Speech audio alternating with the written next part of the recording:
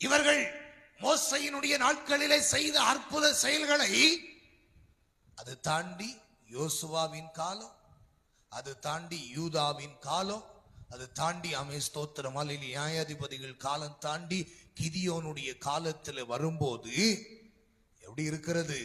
அல்லேலூயா. கிதியோன் சொல்லுகிறான், எங்கள் பிதாக்கள் எங்களுக்கு விவரித்து எப்படி சொன்னார்கள் தெரியுமா? எங்கள் பிதாக்கள் எங்களுக்கு விவரித்து சொன்ன அவருடைய அற்புதங்கள் எங்கே?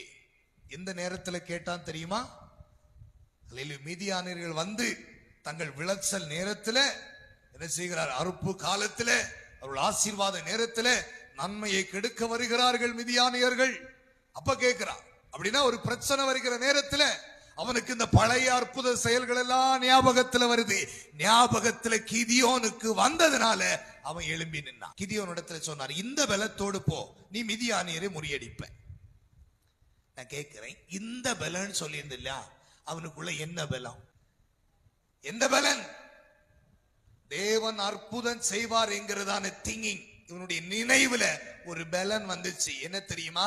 எங்கள் பிதாக்களுக்கு அற்புதம் செய்தார், செங்கடலை திறந்தாரு, அவன் எரிகோ உடைச்சாரு, யோர்தானை விலக செய்தாரு, தண்ணீரை ஸ்தோத்திரங்கள் இரத்தமாக மாற்றினாரு, அவன் சத்துருடைய நடுவுல தவளைகளை, பேணிகளை, வண்டுகளை அவன் கொடுத்தாரு. இந்த பலன்